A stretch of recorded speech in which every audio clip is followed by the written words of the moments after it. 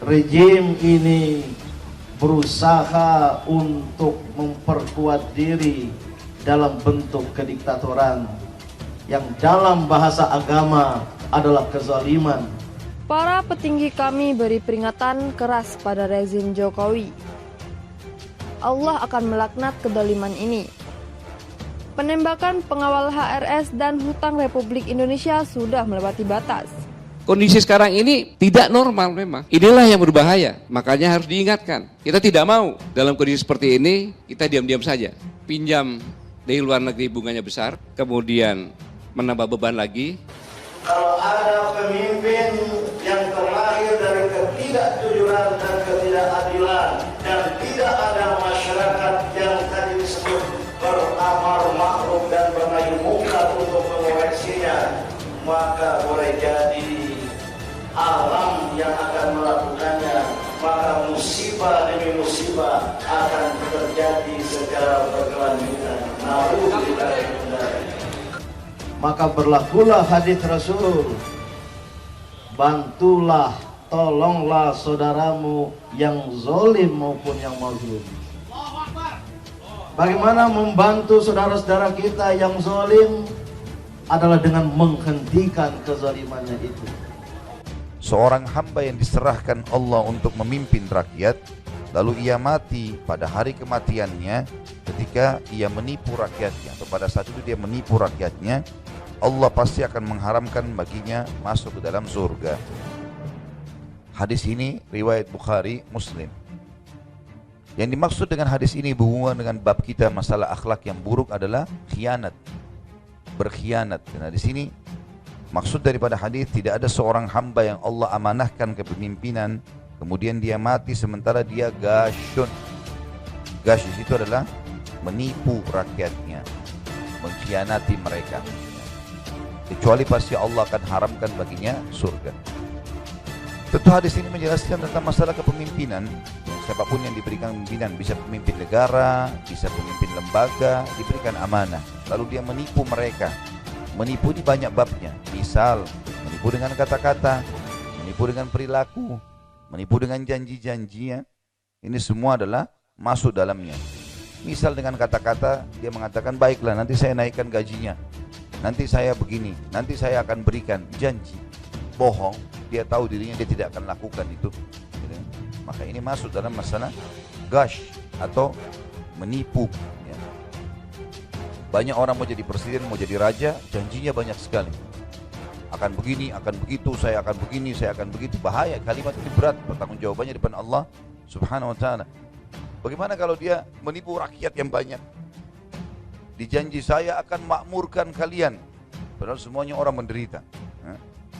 Ini naik, itu naik, ini masalah, itu segala macam hukum. Ini bahaya sekali. Satu orang habisin pahala, apalagi kalau ke Indonesia 200 juta. Orang yang berlumba-lumba kejar menjadi pemimpin itu gak berpikir panjang. Berat, tanggung jawabnya berat hari kiamat.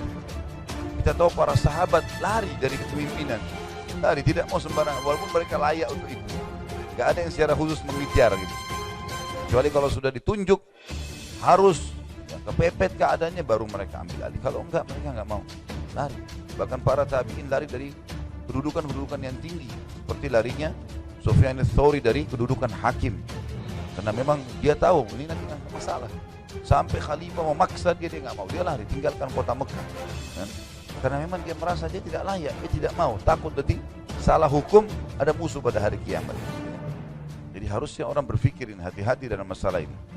Ada orang kinerjanya buruk, tapi dikasih jempol, gitu kan? Salah ini, nggak boleh menipu orang. Salah ya salah. Seorang muslim hidupnya jelas. Salah benar-benar. Nggak ada tengah-tengahnya. Nggak bisa digabung, bercampur baur nggak bisa. Halal jelas, haram jelas.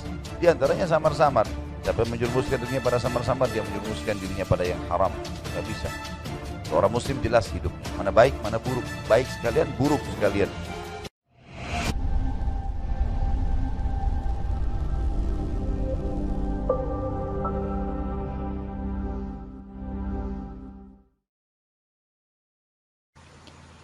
Keluarkan peringatan dini, Presidium kami nyatakan negara dan bangsa Indonesia dalam kondisi bahaya. Gala Media News.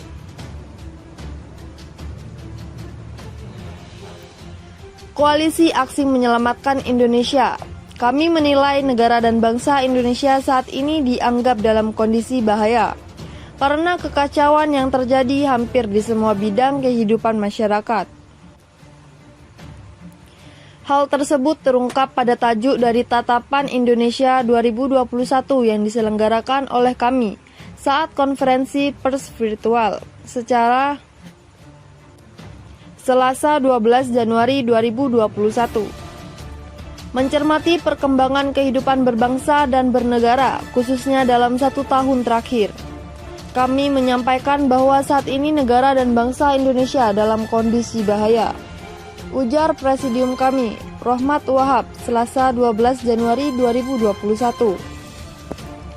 3 Presidium kami, Gatot Nurmantio, Rohmat Wahab, dan Din Syamsuddin.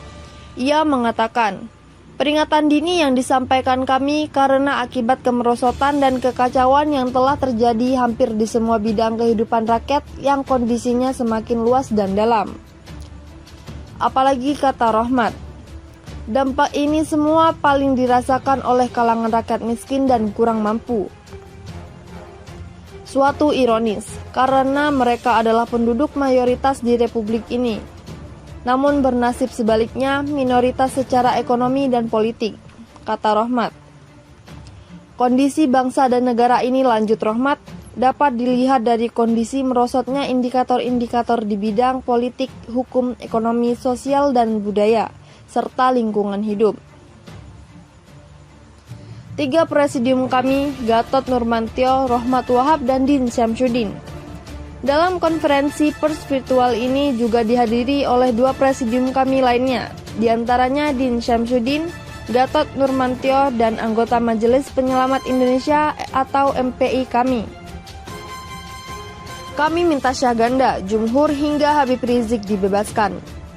Pendukung Koalisi Aksi Menyelamatkan Indonesia kami saat menghadiri deklarasi kami di Tugu Proklamasi, Jakarta, Selasa 18 Agustus 2020. Meminta agar anggotanya Syahganda Nainggolan dan Jumhur Hidayat Anton Permana dibebaskan dari tahanan. Kami juga mendesak agar pembebasan dilakukan terhadap pemimpin Front Pembela Islam atau FPI dan para aktivis lainnya. Permintaan dan desakan ini masuk dalam bagian rekomendasi kami dalam pernyataan sikapnya bertajuk Tatapan Indonesia 2021. Presidium kami, Rohmat Wahab, menilai kondisi penegakan hukum Indonesia saat ini sangat memprihatinkan. Bagi kami, kondisi penegakan hukum sudah menjadi masalah sejak nawacita bidang hukum tidak tercapai. Kami juga menilai keadilan masyarakat telah terkoyak. Prinsip equality before the law semakin jauh dari harapan.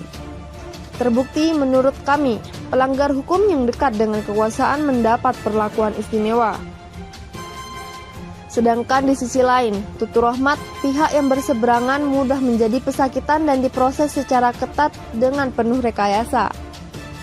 Aparat penegak hukum menjadi kepanjangan tangan dari kepentingan politik kekuasaan. Hukum telah diterap semau-maunya sendiri.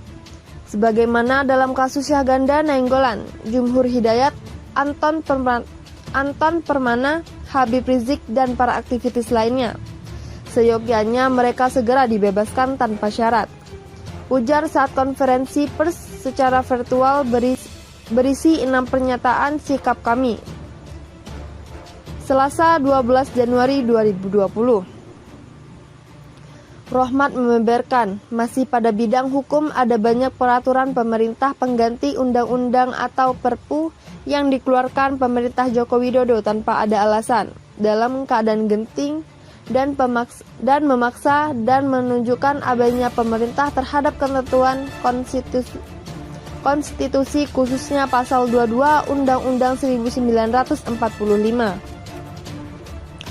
Penjelasan pasal 22 Undang-Undang 1945 mengingatkan sifat aturan ini.